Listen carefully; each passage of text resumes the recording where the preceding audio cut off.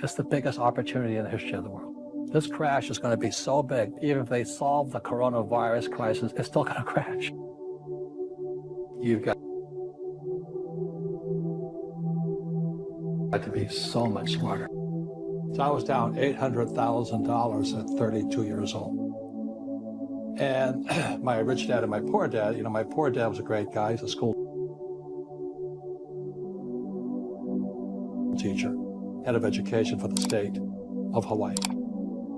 My poor dad felt sorry for me. And my rich dad says, hey, congratulations. You lost your first business.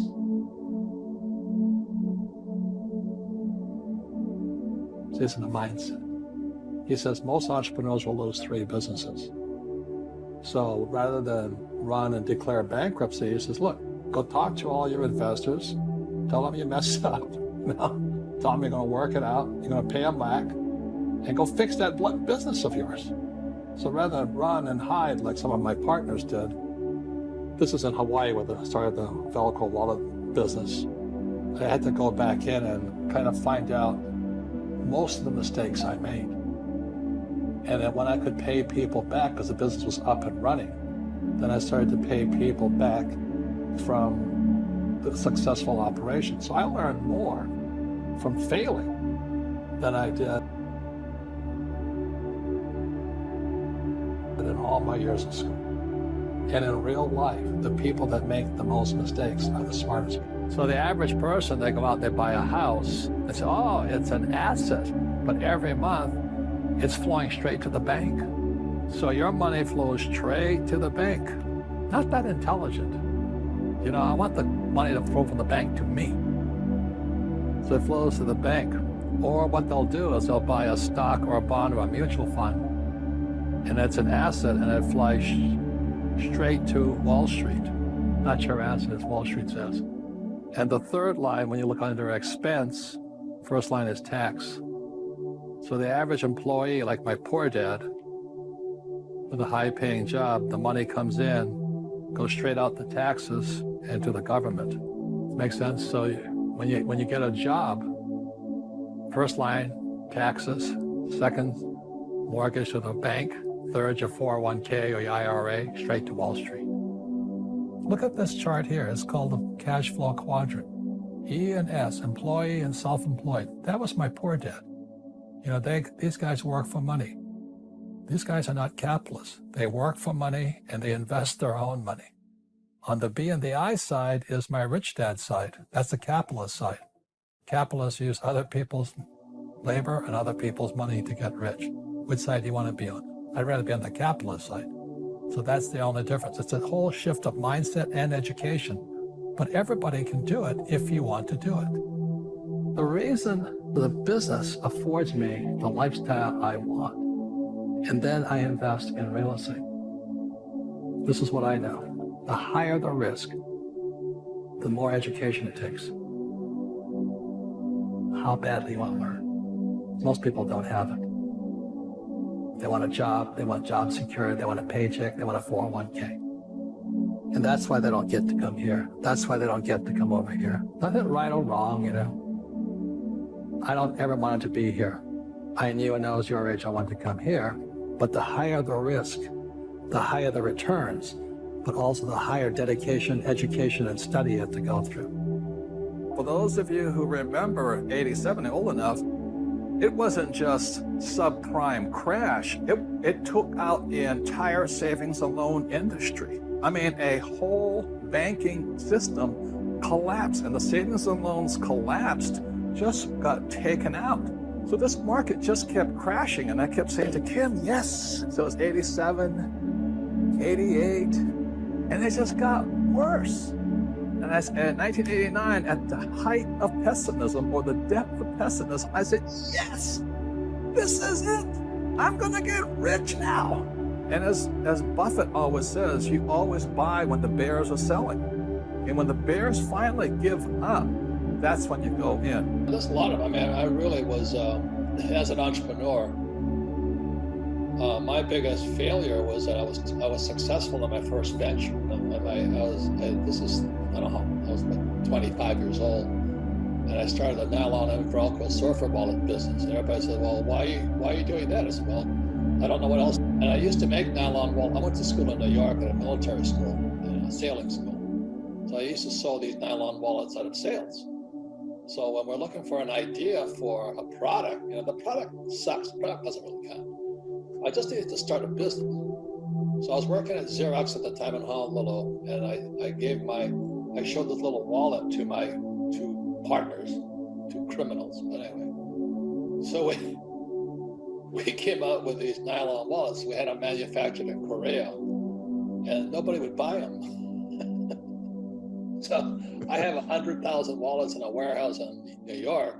I'm in Hawaii, and my friend and I are going door to door, and everybody kept saying, "Are you shitting me? What are you guys doing?" Because we failed at the wallet business.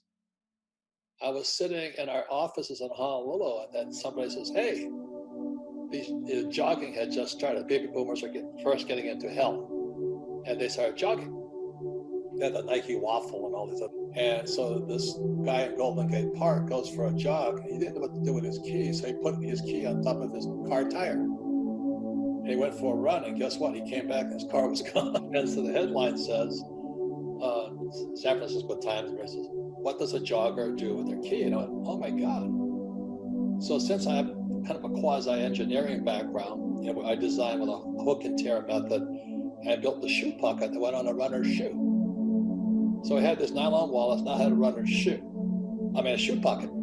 So I go around the world again, so we're going broke so fast. I had no money, I was kept borrowing money, raising capital.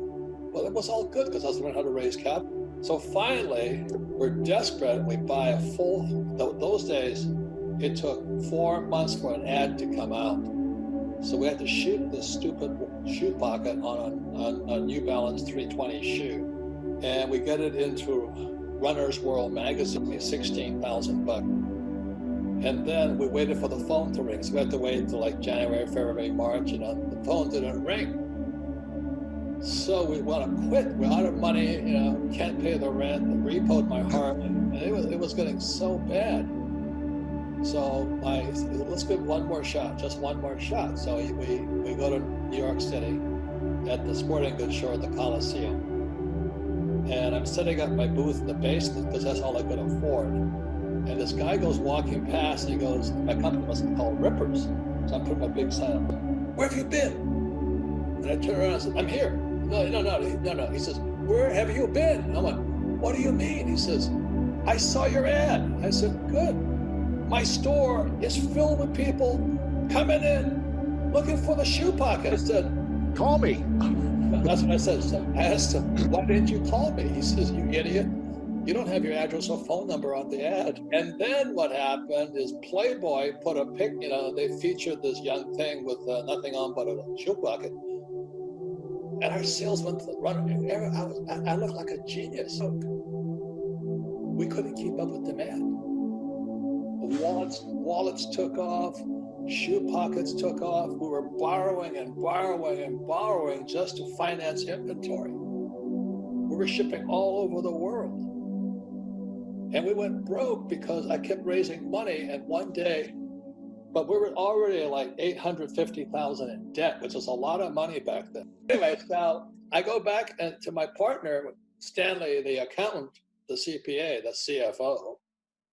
And I said, "How much more do I have to raise?" He says, "I think 100,000 will do." I said, "Good." So I go raise another 100,000, right? So I hand the check to Stanley because he couldn't, accountants can't sell. Anyway, so I give him $100,000. Says, "Will this take care of the problem?" And Stanley said, "Yes." Took care of his problem.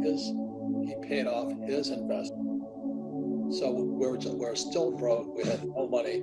Stanley hits the road. I love that guy. He was favorable. You know what I mean? I learned so much. Well, just because they're smart doesn't mean they're not dishonest or crook. And I've run into more crooks. I think I hire them on intention.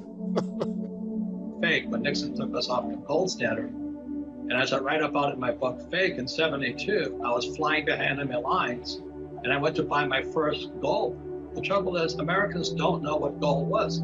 Plus, in 72, I finally bought my first Kruger in, for about 50 bucks in Hong Kong, and I became a criminal because I had to smuggle that Kruger man into the United States because it was illegal for Americans to own gold. Thank God in 74 or 75 they made it legal again. But that Kruger man, I paid, let's say, 50 bucks for it. Today it's worth 1,500 bucks.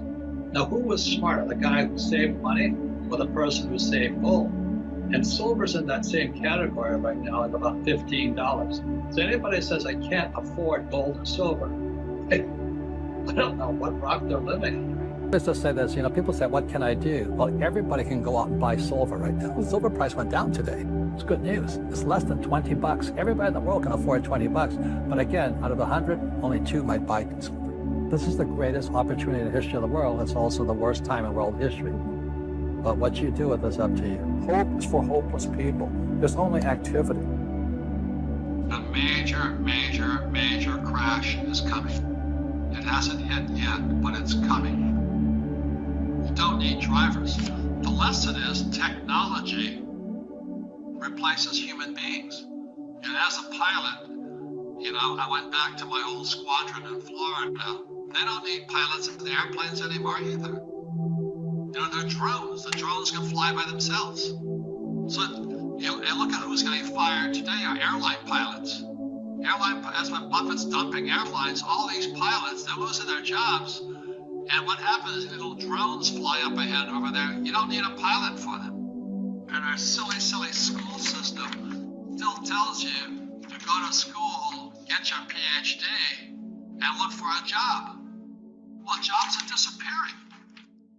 So that's the future. That's the crisis. It doesn't have anything to do with COVID.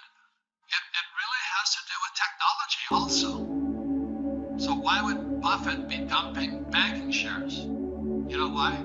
It's because when they go to cryptocurrency, when the US dollar goes cyber, we don't need banks anymore. Think about that. I was just in China. I use my little iPhone and I don't need cash.